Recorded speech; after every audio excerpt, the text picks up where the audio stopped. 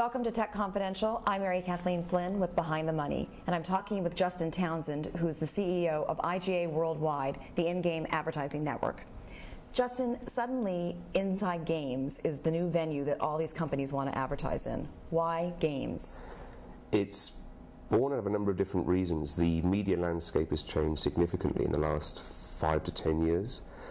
It's important to understand that the advertising world is a $480 billion industry that's been largely dominated by traditional media.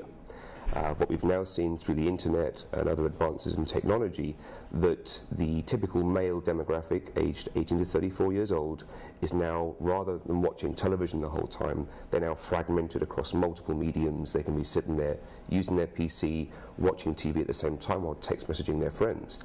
Now, one of the key things that's come about is that Nielsen, the research company, reported in this male demographic there has been a 12% decrease in the time they spend watching primetime TV, and a 20% increase in the time spent playing video games.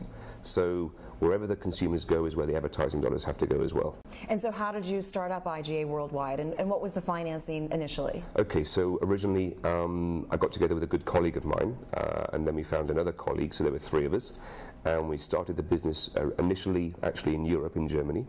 We got 300,000 euros of seed funding. Thereafter we pursued a Series A and subsequently a Series B funding round. You just got $25 million from Peacock Equity, which is NBC, Universal, and GE. That's correct, and yes. KTB and some other venture That's capitalists. right. So we raised $17 million on our Series A through VCs predominantly, and then we had Intel as a strategic investor. This time around, as you've rightly said, GE, Peacock Equity, KTB Ventures, and our existing insiders also contributed as well. And for a total of $42 million That's now? correct, yeah. Is it fair to say that there's consolidation already going on in in-game advertising? I mean, Microsoft made an acquisition, Google made an acquisition. It's safe to say that consolidation is happening. I mean, if you look at the recent acquisitions that Microsoft and similar have made with Aquantive, DoubleClick, and so on, that's all part of the $15 billion to $20 billion digital industry, which is still a fraction of overall advertising spend, about 6 or 7%. These big pure digital players are looking to maintain existing market share and grow market share. I believe Bulmer of Microsoft announced yesterday they expected 25% of all their Microsoft revenue to come from advertising in the future.